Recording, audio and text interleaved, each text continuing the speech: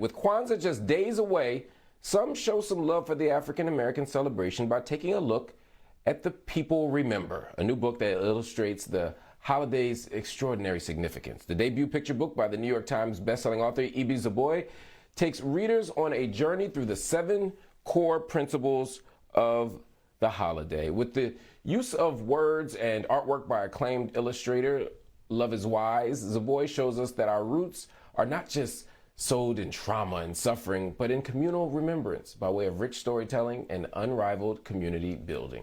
Joining me now to talk about The People Remember and all things Kwanzaa is renowned author Ibi Zoboi. Ibi, thank you so much for joining me. What led you to write this book?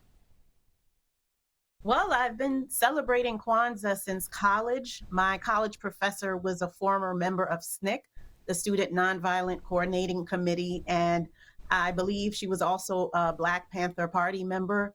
So she was there when Kwanzaa was first created, not necessarily in California, but she was part of the movement that gave rise to reaching back to African cultures, reaching back for something that we kind of sort of remember, innovating some things and adding some things and remixing some things so that we can create something new. Because at the time in the late 60s, Kwanzaa, I should say that Kwanzaa really, really was innovated by children who wanted something different. There was a child who said, well, what do Africans do? What do they do in Africa? Because I believe there was a family who wanted to find some Black dolls for their children, and there weren't any. So a child just said, what do they do in Africa? And it was Dr. Professor Malina Karenga, who was studying Swahili at the time, who brought the principles together, who added an A at the end of Kwanzaa because Kwanzaa really means first fruits in Swahili. It started as a celebration for children first and foremost.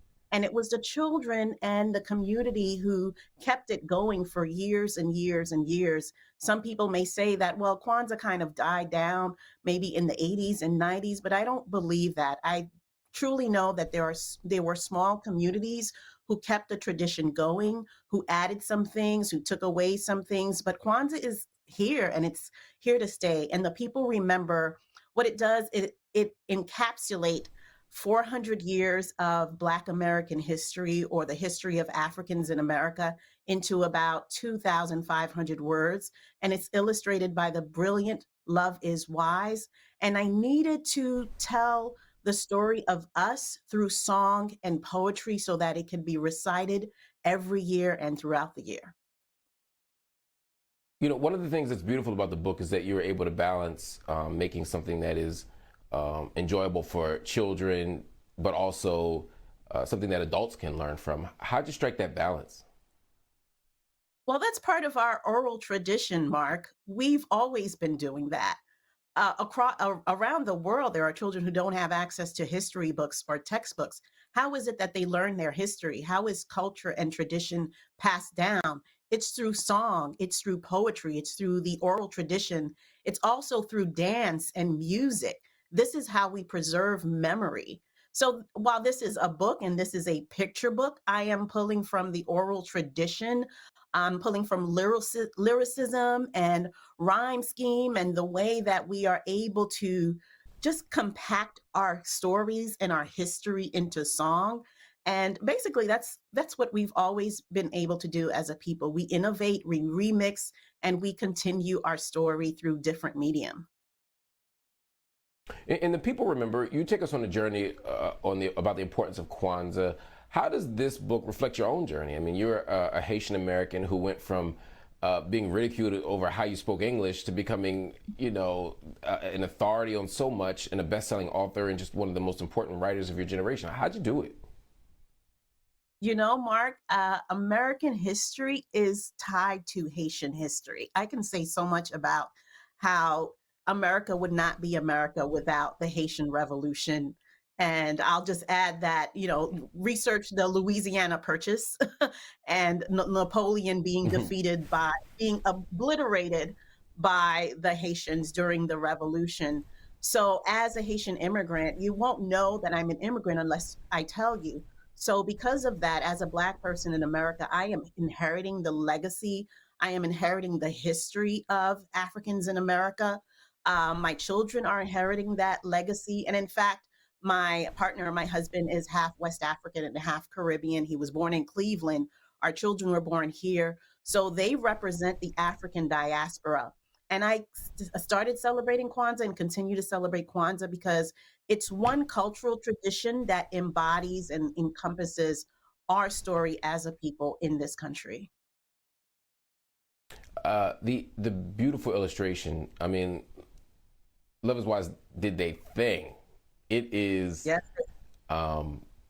just beautiful. How important was the illustrative piece of this? Sometimes when people write these types of books, they write the book and then they kind of just hand it off to the illustrator. Other times it's more of a collaborative and iterative process. What was it like for you? Well, I stayed out of the process. I worked with my editor, and Loveis worked with the art director. And we didn't see the final product until, some sketches, but ultimately the book was done, and I was able to see how my words came alive through their illustration. Love is Wise, I believe someone had described their style as like Jacob Lawrence.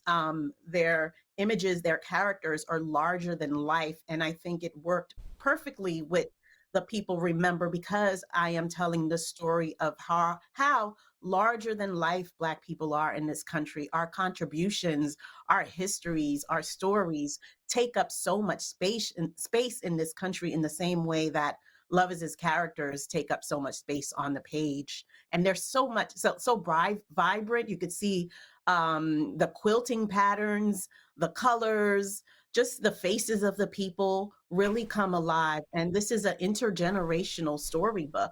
A grandparent can share it with a child can memorize it, parents can share it with their children. It's a community book. And I think the illustrations really, really encapsulate that. Absolutely. What a wonderful project. I'm so proud of this work. I'm so proud of you, Loveis Wise, and the whole team for doing something so beautiful. Everybody, make sure you check out this book. You can get it anywhere that books are sold. The People Remember. It's available online. It's available in stores. But of course, if you can, go to a Black-owned bookstore. What better way to acknowledge umoja, unity, or kujichagulia, self-determination than to do the work of supporting Black businesses. So check one out.